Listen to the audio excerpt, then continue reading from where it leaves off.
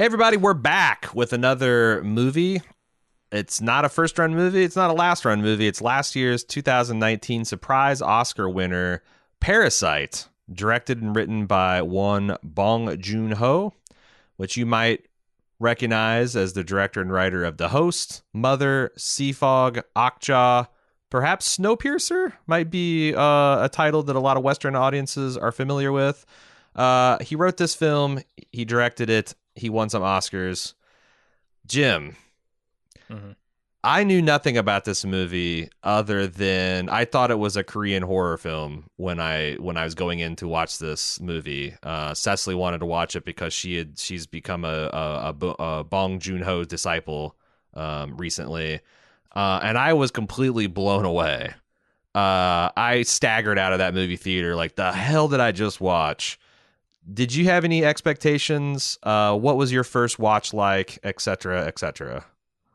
I thought this was going to be Korean Knives Out, and so I was like surprised at what I actually ended up getting, because I don't think there are actually all that many similarities other than a rich family and poor servants being in the film. Other than that, I don't think there's a lot to compare here. Really? But I ended up really enjoying the movie.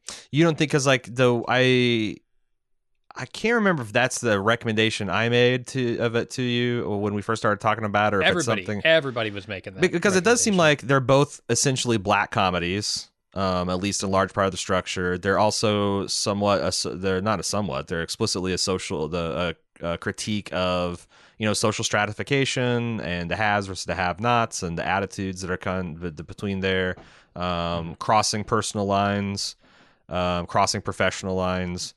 But you didn't think that the comparison was all that apt? No, I think they're pretty different. How so? This movie actually has a lot more to say about that than Knives Out. I think Knives Out is more of a fun sort of romp through that landscape, that class landscape, and then it turns out like the ending is actually pretty happy. The ending of this movie to me is very, very dark, very hopeless and sad. If you want to kind of preserve your surprise and like initial impressions, you might want to bail out now, because I think we've said all that we want to say non-spoilery. If you're not familiar, the premise of this film is you have a poor Korean family, the Kims, and they're shown as really down on their luck. They're kind of down to their last won, the Korean currency. They're getting all their services canceled. They might be threatening to be evicted. And then one of them has a college friend who provides them a hookup to tutoring services of the rich Park family, who lives high above, almost in the clouds, above the Kim station. And the Kims come up with the scheme to slowly replace the household staff of the Parks with their own family, an elaborate chain of referrals that will eventually have every member of the family working for the Parks. And chaos, hilarity, tragedy, everything ensues. So now that we've got that synopsis over way, let's just talk about this film. Okay, this is a complicated film. Where to begin? There's clearly a lot of commentary to be had about the themes, the film's plot and themes. I want to talk about the artistic. It's always hard for me to judge some of this stuff when I'm looking at a foreign film, because, I've become aware as I watch more of this stuff, like the way people's inflections work, like the way people's like voice intonations and things like that stuff gets lost in translation. Like I know I can tell the difference when I'm looking at an English speaking person between like if they're stressed, if they're angry, if they're like at the end of their rope, if they're doing that ironically. I have a lot of nuance in that, where some of the foreign films, like it seems like I have a harder grasp on that, and you have to split your time between looking at the performances and looking at the subtitles. But one thing I found of almost universal is like a well-composited shot just kind of pops off of the screen, and like a really good music cue that heightens the sensibility of the scene really works out well. And I find that like Mr. Bong here is an amazing shot composition guy. Like every frame of painting, there's many frames and many paintings in this film, and it starts off like the way he shoots the Kim's apartment and how claustrophobic and almost like it's something out of a Wes Anderson film. This ramshackle collection of apartments, them hunching behind a toilet to get Wi-Fi signal. And then you go to the big airy kind of expanded vistas of the Kims. I just thought it was all really gorgeous. Yeah, I'm with you. I haven't seen a lot of Korean cinema, so I don't know how this kind of stacks up against the typical Korean movie. But yeah, I found myself over the course of this film sort of looking at it and going, man, that is a crisp shot. There's something like, it's not sterile. There's like a lot of life to it, but also there's something just like, I don't know, visually crisp to the whole thing where it maybe it's imagery that I'm not used to seeing, and so it sort of stands out. Yeah. Things like that. I know what you mean. It's like the way I was thinking about it in terms of like everything about the Kim's existence below the kind of like poverty line feels like A New Hope Star Wars. It's, you know, the R2-D2's got a ding on his head. The X-Wings are dirty. There's dust in a thing. Where when you move into the park side, everything is very the Phantom Menace. Shiny, chrome, you know, well-maintained, immaculately landscaped. They're living in a, you know, they're supposed to be living in a building of a famous Korean architect, and it looks like that. But they somehow get to that feeling without using like color filters or any of the typical tricks that I'm used to. They're somehow are able to divide, like demarcate between the rich and the poor life, and maybe it just comes down to being, you know, the verticality of it, you know, being underground versus being out in this open garden. Well, and they also sell. There's a very couple points in the film, most notably in the beginning of the third act, where the Kims are in disgrace, heading back to their flooded hovel, and just a sheer amount of vertical space that they like. There's this long cement staircase that they have to walk down, and it just keeps going on and on, like all the gutters they have to go through. Like it just really sells how far they are. You know, how far they've sailed above their station in life and how much further the Kims are, or the parks are above them. I just think that's amazing. And also like the minimal use of like sound in the soundtrack, I think was really good. There's a couple moments where there's like some cues when things shocking happen, to build suspense, but like it's a very minimalist soundscape, I would say. And you know, it kind of suits the films, like you said, minimal, like everything. The camera feels a lot of times locked down. And the shots are like pre-composited. And I thought, I don't know, it's like you said, it's not sterile, but it is pristine, especially when they're dealing with the Kims. The film is also like, especially the first half, objectively hilarious. Oh God, there are so many scenes in this where I was cracking up. Like the go ahead. I'm sorry. Early on, the one where they're, you know, they have this constant menace throughout the movie where there are people pissing in the alley, right? Just drunk people, homeless people, whatever, out there pissing in the alley. And when they have the fight between the deluge in slow motion as she's recording on the phone, it's so good. It's so funny. I thought the dad was really funny too. Like when they're like, one of the jobs they're settling for is folding pizza boxes. And they see like a fumigator coming down and like, close the window so the fumes. And he's like, no, leave them open. Free fumigation. And they're sitting there folding these pizza boxes. It's a horror show because already these things seem like unsanitary. No one's wearing gloves. They're sitting on the floor. They're folding these pizza boxes. And now the residence is being flooded with these toxic yellow fumes. And the dad just got the eye of the tiger though. He's just watching that YouTube video on how to fold these damn boxes. It's just really funny, and like how like cutthroat they are. Like I really enjoyed the daughter, how well they establish her as like the real con artist of the family, and she understands that, like, you know, where the other ones might like cringe, and the way she needs to play this role is very imperious, right? Hey, I'm a graduate of a big swinging dick American art school, and it seems like American culture and education has put a premium in this film. And, you know, like I'm going, instead of like charging what I think would be a fair rate. I'm going to try to imagine what like a rich people rate for a highly coveted person. And I'm going to I'm not like my brother. I'm not going to let this woman sit in the room and watch me instruct. I'm going to tell her, nah, that's not how I teach. Get the hell out of here. And Mhm. how that works so well. Just her being like imperious and uh and how easy it is to fool these, I guess, these wealthy people once you get within their so-called belt of trust. Yeah. um the family remarks several times like just how like easy it is to fool these people and flatter them and play the role.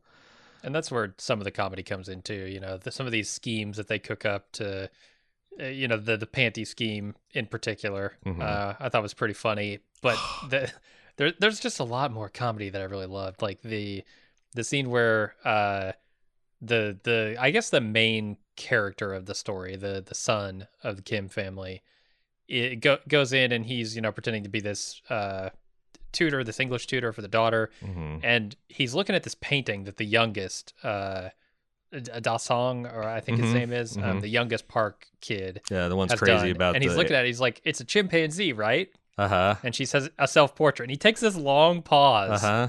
while he's looking at the thing, and he's then says, "Sure enough." Yeah, like he's It's just so good. But I thought that there's also like a lot of funny stuff like there's the whole basement family plot.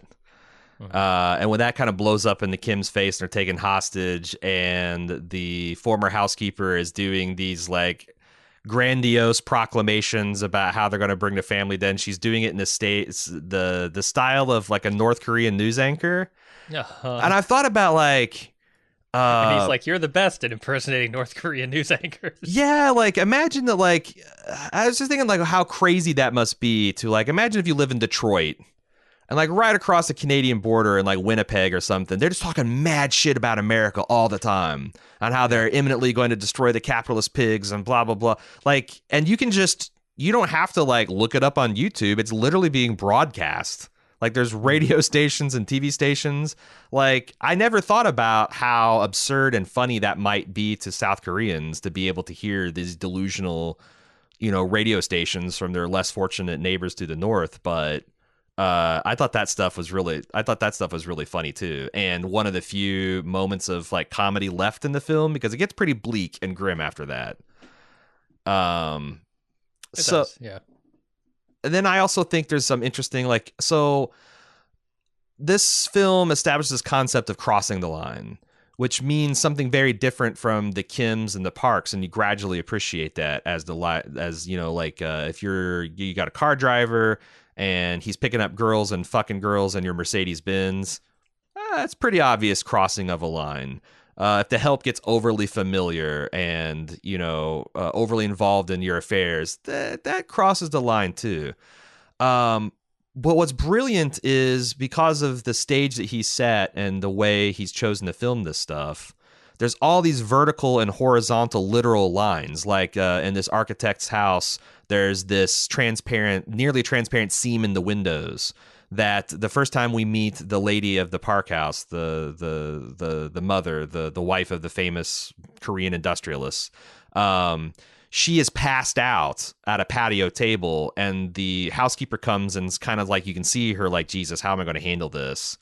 And they frame it to where that seam is dividing them perfectly down the middle of the table. She's on one side of the line, the householder's on the other, and she like springs across it to like clap in the woman's face to kind of wake her out of her drunken stupor, and then immediately retreats over the line so that the housekeeper doesn't see, that she clapped in her face to get her attention. Mhm. But I was thinking as I saw this, and like I was made aware of this stuff on film Twitter, like right after the movie came out, and we saw it I think opening weekend. They were like, look at all these line crosses. Like there's all this vertical layers of bamboo people crossing. There's the horizon line. There's the lines in the yard. There's the lines in like people literally hiding beneath tables and stuff. Many There's many actually times. they use the gutter as a line at one point when they're going Yeah, back over it. something that's going to have to be crossed. And like if like the second time watching this movie, it's crazy how if you look at how many metaphorical and literal lines that are crossed. Um, but the first time I got like all the lines that the Kim family was crossing, but the second time I watched it, I got a lot of like lines that the Park family is crossing to the Kims, like the fact that on their weekend off, this rich family just thinks they can put together this party and come quickly. We need you to bring and pick up all this stuff. And like, they don't consider that as crossing a line. But if Mr. Kim asked Mr. Park for a pay advance, hey, my wife needs an operation. I need it. Like, he would see that undoubtedly as a line crossing. It's all about, and they tell them when they asked him to cross these lines, when they asked the Kims to do it, that, consider this part of your work. We're paying you, we want what we want, and the money will make the inappropriateness of it go away. Right. But they also want to have like, these people as like trusted friends and confidants that you can trust your child to sit on their lap and paint for hours at a time, unsupervised. And the dual meaning of this film, Parasite, is interesting because, I mean, I'll see what you think about it. I think it's got an obvious interpretation and then a second thought interpretation. Oh, yeah. I mean, the obvious one is that the Kim family is a parasite on the Park family, right? Right. The less obvious one, I think, is just flipping those things around, where the Park family is actually a parasite on the society as a whole, on the people, I guess the like poorer people of the Korean society. Yeah. How I would view it anyway. But also, I think it's not like totally one-sided, because we find that Mr. Park is kind of like he is an industrialist. He is probably creating a lot of technology and jobs for people, and he's generating a lot of wealth for that country.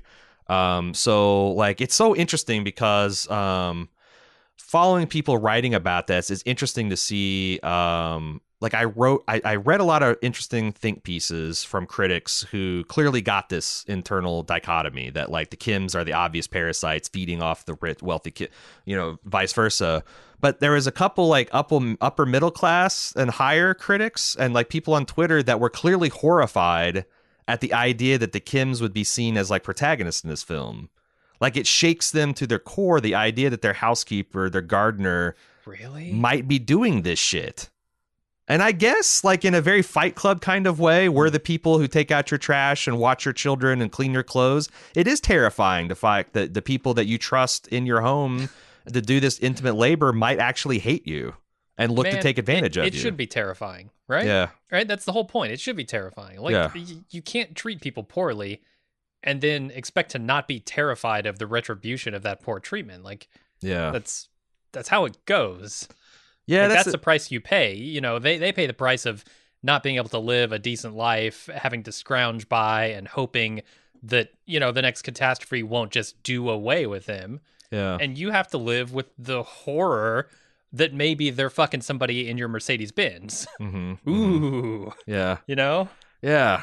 And there's also some interesting things about like how quickly the Kims get like I want to say lazy and I want to say entitled, more like comfortable with the crossing of the lines. Like the first couple times it's like, oh gosh, are we committing fraud? Are we doing? Or it's like, oh well, I guess this is like everybody tries to get ahead, to like by the end they're full blown sabotaging. They are harming people's health. They are killing people to maintain these advantages. And it shows how cutthroat the competition is between this, servant class, how quickly they're willing to throw each other under the bus to get ahead.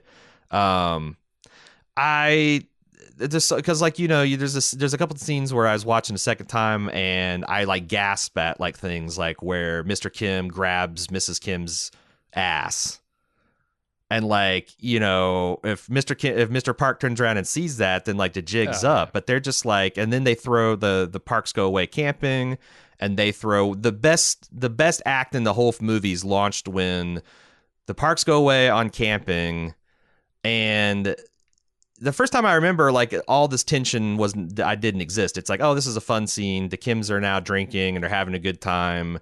But I didn't notice it's raining. It's pouring down rain. Mm-hmm. And then, they break a dish or they break a glass or and I'm like, they make a mess. I'm like, oh, I wonder if they're going to come home early. Then they introduce the basement family and they keep on, man, this is such a stressful second watch because I know what's coming. And it's like, how are they going to get out of this situation? But like that just kept on and that's where I was trying to get to with this, like the comfort level is that there's this scene where the Kims were kind of enjoying the quote unquote good life. but they were kind of quickly realizing, I don't know if we like this. Like, we're just sitting around and we're drinking and we're starting to talk shit about each other. And like, what is there to do if you're in this? Like, did you get any of that too? Or am I reading too much into it? Uh, I might have gotten a little of that, and I think it's also sort of reflected in the mother of the Park family, right? Because she doesn't necessarily do anything, right? She's got a housekeeper who cooks all the meals and does all the laundry and cleans everything, and even the Park husband Mm-hmm. is kind of like, oh yeah, she doesn't do anything, Right. like, and he doesn't even like. It doesn't even seem like he's clearly in love with her. There's a scene where he's talking with Mr. Kim in the Yeah. car, and it makes it seem like he's just tolerating her presence, which is a little weird. Yeah. That they But yeah, she married. seems almost kind of useless as much as the Park or the Kim family starts to feel underwhelmed with Yeah. the scope of life in a house like that. And you see that, like, that causes her to like make mountains out of molehills. Like, she's got a son and she needs to believe that he's a genius artist, because else that's something she can do. She can nurture an artist. Mm, But the first time we see her, she's collapsed in some kind of alcoholic stupor.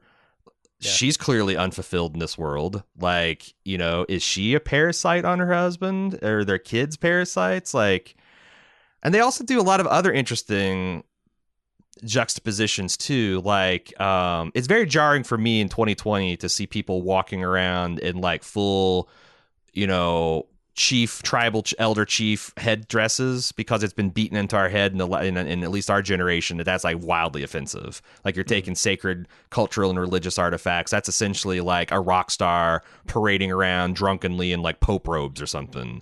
Like, that's and to see the Parks doing that because their son is really into camping and he really fell in love with the concept of Native Americans, and they have this like completely facile appreciation for it. Like, they've got this really fake synthetic tint that they're saying, Mm. oh, it's pretty good because it comes from America, and that's where Native Americans come from, so this is authentic. I thought that was interesting too, that when you get a race, when you get like a some of these racial kind of justice things and you get it outside the original culture and see what other countries are doing or feeling about it, it also makes me reflect on, you know, our own plight. Like, what are we missing when we look at the world and we look at different things? Like, like what injustices are we blind to? What things are we being blithe about? Um, Oh yeah, I felt that watching this movie. Like I there's a lot I don't understand about Korean cinema, and right. there's a lot in this movie I think that I just don't get, like symbolism.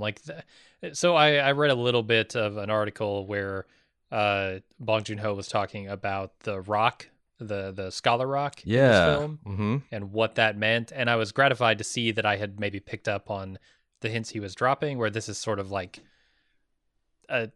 he's carrying around his hope sort of in this rock for a better Mm-hmm. future for his family, Yeah. and uh so I was picking up on that, but I'm sure there's stuff around like the smell of these people, which they continually go on and on. And I mean, I think it's just a class divide kind of thing. Mm-hmm. Like, poor people have a smell to them, right? Because they're not living in these pristine environments. It's like, Yeah. They're living in this yeah, moldy if basement.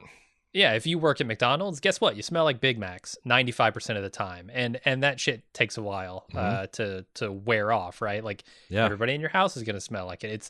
That's just how it is. Whereas they're living in the pristine upper echelons of society where those smells don't even enter into their daily routines. No, they never put on the same piece of clothes. They're all sleeping in matching pristine silk pajamas with matching Right. kangaroo leather slippers or whatever the hell they are. Yeah, the fact that they would smell moldy or have any kind of smell would be Mm.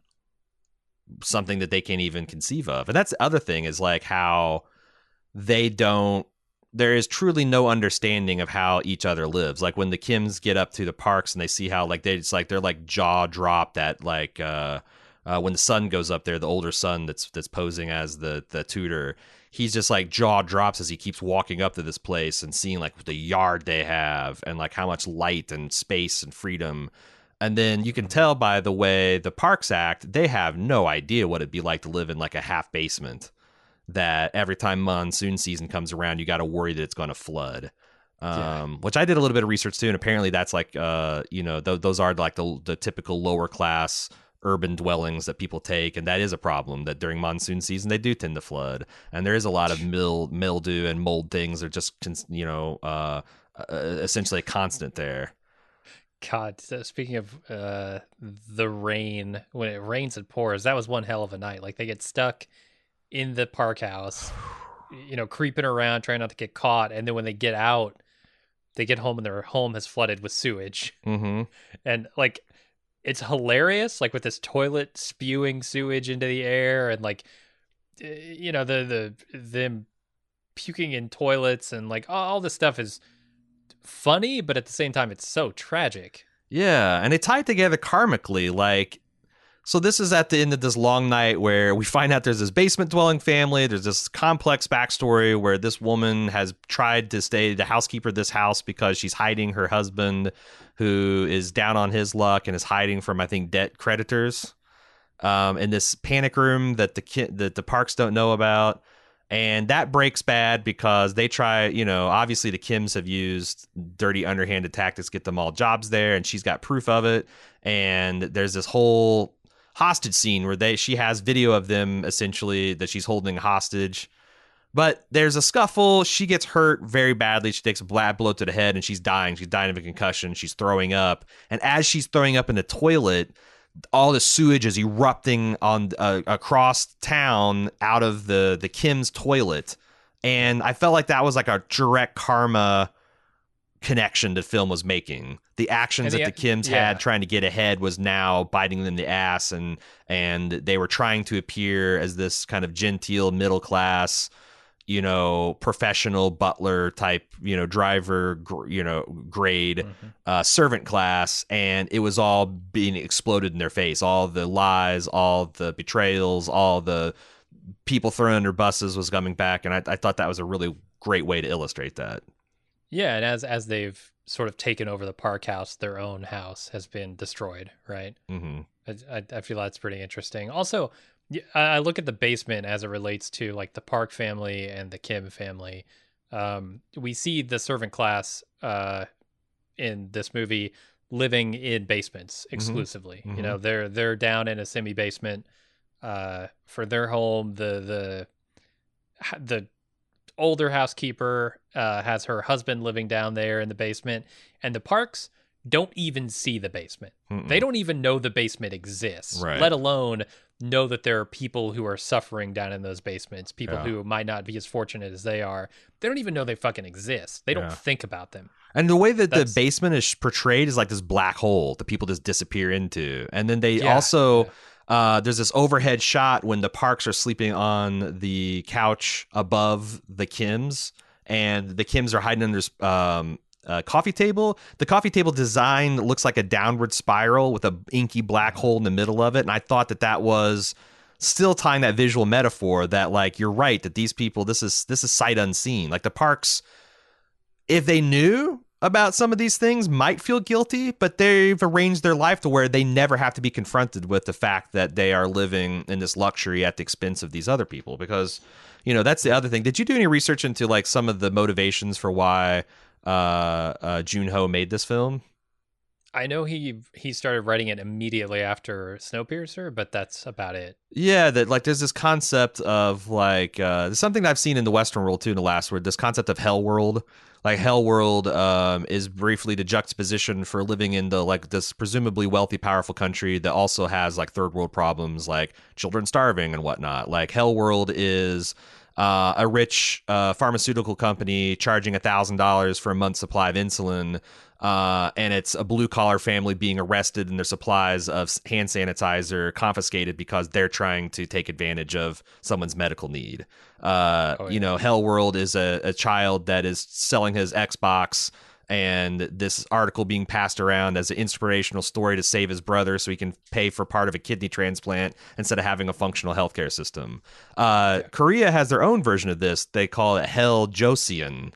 And I guess Joseon, and I'm probably butchering the pronunciation, is an old way to refer to Korea and the Korean Peninsula, and it's something that I guess it's exclusively now it's seen as like a fuddy-duddy term, except for North Korea. Exclusive refers to itself as that, and I guess expatriates outside of Korea. So this idea that like we're living in this hell version of North Korea, that you've got like, South Korea is obviously an economic powerhouse. Samsung, they're I'm going to blank on the car manufacturers, but they make and export a lot of things, a lot of wealth in that country. Yeah, But Kia and Hyundai. but a lot of like, it comes at a cost, all this economic prosperity. There are people who, the father mentions this, like if you have a driving position, a 500 college educated doctors, postdocs will apply for it because Korea has for many generations prized higher education. Their schools are the most successful schools anywhere. The amount of college education that they have is like world class. But now, if every time McDonald's opens up a register, like unless you have those college degrees, you're not going to get it. And there's 500 people trying to get that same slot. So it's like the pie keeps growing, but ever fewer people get ever larger slice of the pie. I mean, this seems like it's almost a global thing at this point. But there's a couple points where he kind of invites us and never makes a show of it, but like one of the Kim's mom apparently is a silver level Olympic athlete in hammer throw. Yeah. Something and that he is some kind of decorated veteran, maybe? Yeah. I don't know what his medal is for, but he has a medal for something. Something that Or like is that her medal? I think it's I don't know. You might be because like the son had 4 years of I guess in the Korean Defense Force, which is why he understands English so much. Okay. Probably working shoulder to shoulder with American soldiers on American bases. But I would believe, maybe I missed it. He's also a decorated war hero as well. But the thing is like that this family is not like without its pride and without its laurels. Yeah. Like, these are things that like society would be like, oh, wow, that's really amazing. You achieved that thing, yet they're debased. And then you go to the parks and, he's famous for being some kind of wealthy industrialist that allows him to live thousands of times better than the Kims. And is that really fair? Yeah, and I think that's, the idea that this is happening sort of on a global scale now is something that really made this movie resonate over here. Because, it's one thing if we were, I don't know, Sweden or something, and you don't really have so many of these problems. It might not have resonated quite as much.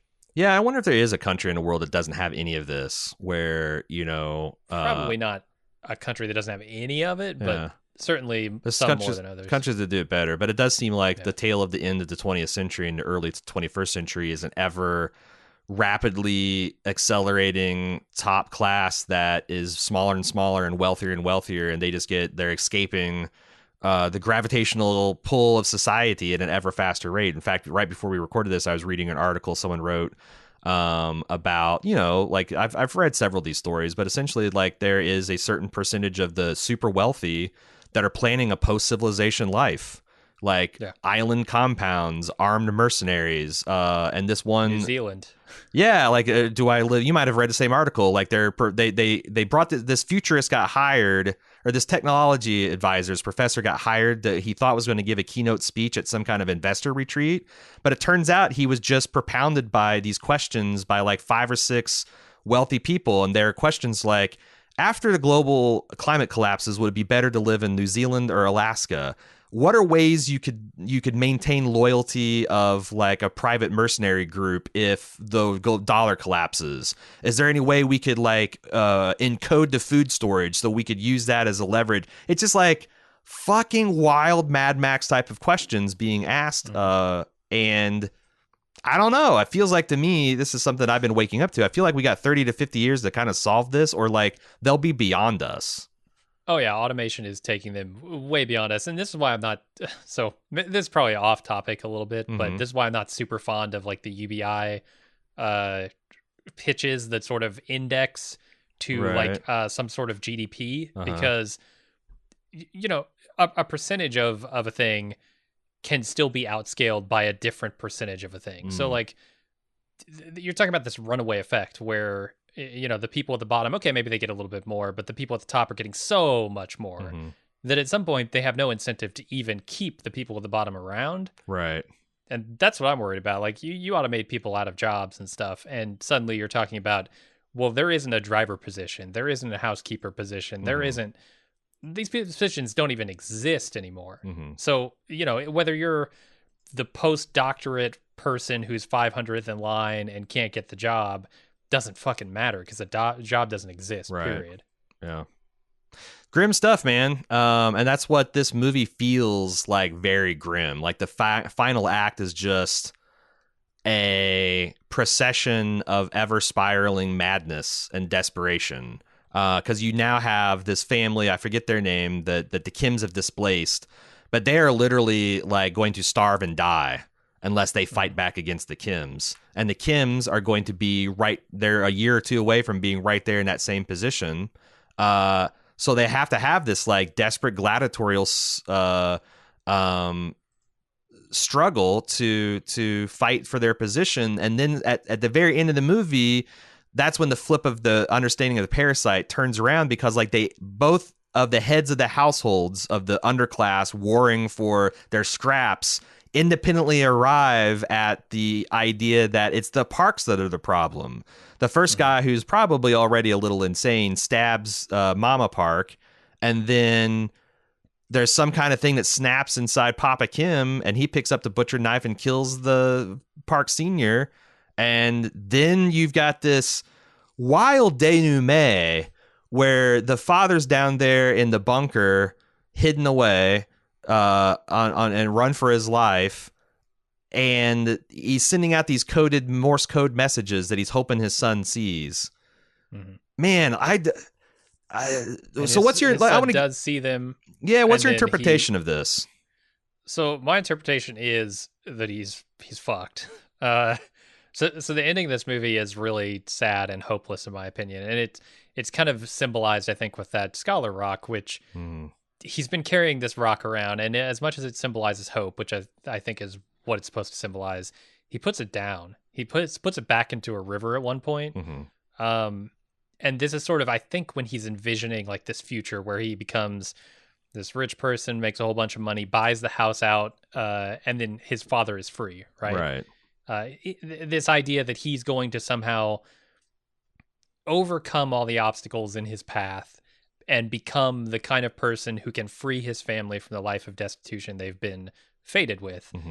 And in my opinion, like, him dreaming about that is just that. It's a fantasy. It's never going to come true. And you can see it sort of with the final shot where he's just sitting on this couch in the same shit-filled house, moldy and probably killing him actively.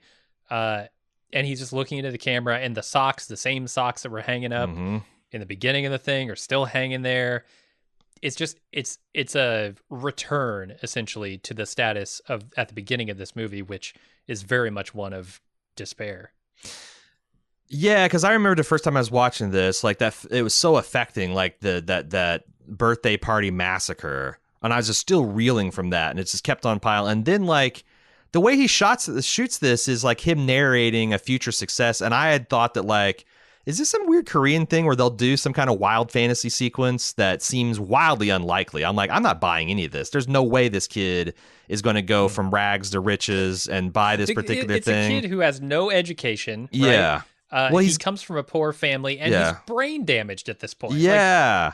And I was thinking, like, is this some kind of, I'm like, I'm not buying this. And I remember having that dissonance in my head, and it just snapshots from him welcoming his father out of the basement. You just do this snapshot. What do you call that? It's it's a crash edit, smash cut. Yeah. You've got this situation where this kid is welcoming his father out from the basement, and as I'm grappling with, like, I don't know that I buy this, they just smash cut to him in that pitiable situation, is kind of 1,000-yard staring at the camera. Yeah. And oh my God, I felt like I couldn't get out of my seat for 5 minutes after I saw that, because it goes from this false hope that you know is false. And I think you're supposed to know that he knows is false. Absolutely. Like, if you look at what his father is saying when they're in that shelter. The no plan, yeah.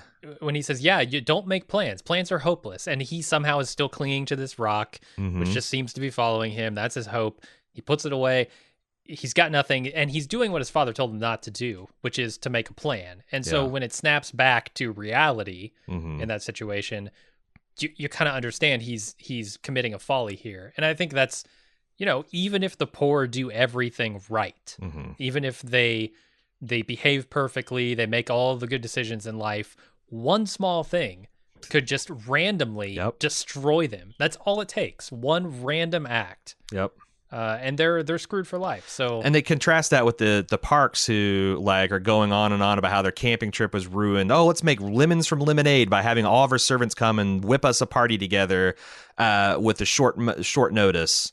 right. And like the amount, like, I mean, that's the thing. Like the I feel like is like the fundamental misunderstanding when people say that, like, I want a merit-based economy. I don't want, like, all these social safety nets that stack the deck. And it's more of like, if you're born rich, you have to fuck up so long and so extensively, and you still have lifeline after lifeline after lifeline.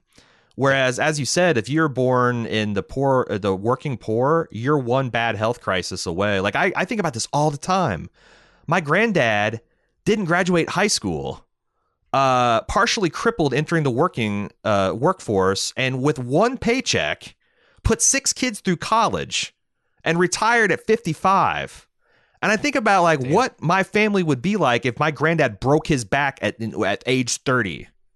And I also think about, like, what his family's turned into in the last 30 years. Like, it's a real kind of like rags to riches to rags story, because, like, most of my cousins aren't doing nearly as well as my aunts and uncles.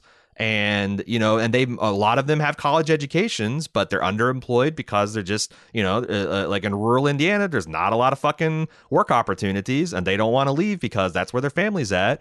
It's a couple of global financial crises. Yeah, like like especially my younger cousins that got, like, I got a fairly established career before the first real global recession hit. I feel that. I feel like my family is like the evidence of, like, that being true, that, like, as this meat grinder can do, like, more and more of us being lost. Whereas if we were an old money family, yeah, you'd have a black sheep or two, but we, my cousins would be founding companies and doing just riding on their generational wealth. Anyway, it's like I said, a very bleak film, but relentlessly watchable. And again, it's such a I saw some people talking about how this is a constantly evolving movie. Like, when you're watching it, it's like such a screwball black comedy, and then, like, it turns into this, like, psychological thriller. It kind of does go into horror territory in the last act. Like, the first time we see from the kid's perspective that guy popping out of the basement, it's just vintage, like, Asian horror. Oh yeah. This guy's crazy wide eyes, spotlighted, just coming out of the inky darkness. Him running around with his blood covered face at the party, slashing people. Like, it constantly changes and changes until then it becomes this weird kind of tone poem in the last 5 minutes, a meditation on crushing poverty and how it destroys your dreams before they can even. Because that's what I thought is, like, you mentioned what his dad told him at the shelter, that he caught it. Like, I thought that smash cut at the end was almost him catching himself doing that. I'm dreaming. Yeah. It's leading me to form a plan. I can visualize it. You know what? Fuck it. That's not going to happen. Yeah. You're probably right. It's and then that's what I think separates this from something like Knives Out. Knives Out is more of a fun romp. Yeah. This has fun in it, and I love that dark comedy, but this has a very poignant message at the ending, which I don't know. I think Knives Out has something to say about class and inequality, but not nearly as much as this film. Yeah.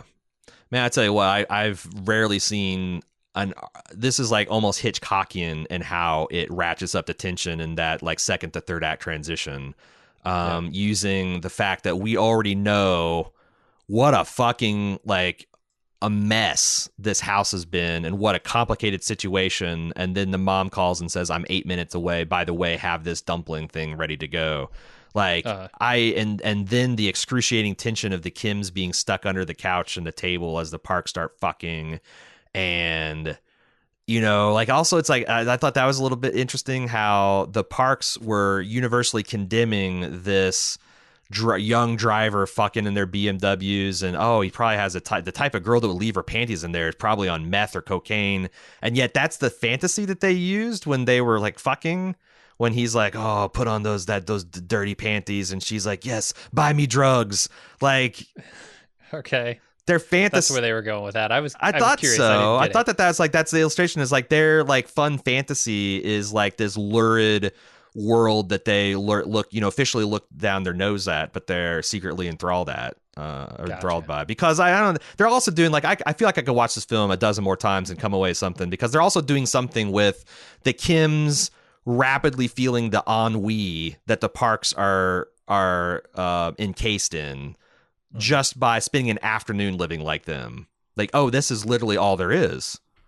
Yeah. No, if we don't manufacture crisis with our children and we don't throw a party like every day to distract yourself from how kind of utterly meaningless this existence is too, it just begs the question like, why is any of this happening?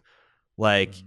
if no one is happy with the system and some people are dying and living in squalor, why do we keep doing it? I don't know. It's a good question. I wonder, like, you look and read history of, like, what society felt about, like, as they're going through industrialization, what society was felt like when they're going, like throwing off the last bits of the feudal society in the early 20th century for most of Europe. It's like, it's interesting to see. It's filled with these transition periods of people like, well, you can't, there's no way you can live like this. We've lived this way for, forever. And, it's good and just and wise. And that seems so archaic. The idea that like, you got to have Hmm. a king or queen, you got to have dukes and all this stuff. And they're just your better because they're born that way. And,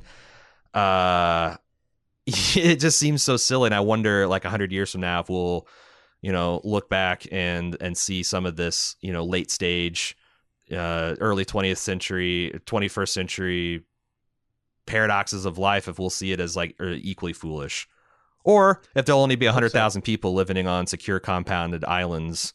Uh, Yeah. and the way the wild folk of the world lived is just a passing legend and myth. All right, well, that'll shut the books on Bong Joon-Ho's Parasite. We are going to be looking at a not a modern classic, but a classic. We're going all the way back to 1974 to consider the American mystery thriller, The Conversation, produced and directed by Francis Ford Coppola. He actually made and released this the same year as Godfather 2, and this movie was nominated for 3 additional Academy Awards, and he beat himself. Uh, and Good for and him. it stars Gene Hackman as well as Godfather favorite John Cazale. That's Fredo, right? Hmm. Sure is. And has a lot of people. Harrison Ford's in this. Robert Duvall, Terry Garr, Cindy Williams. I don't know much about this film other than its reputation. I'm excited to see it. If you want to watch along with us, please do, because we'll have this out next Thursday. Until then, I'm Aaron. And I'm Jim. See you next week.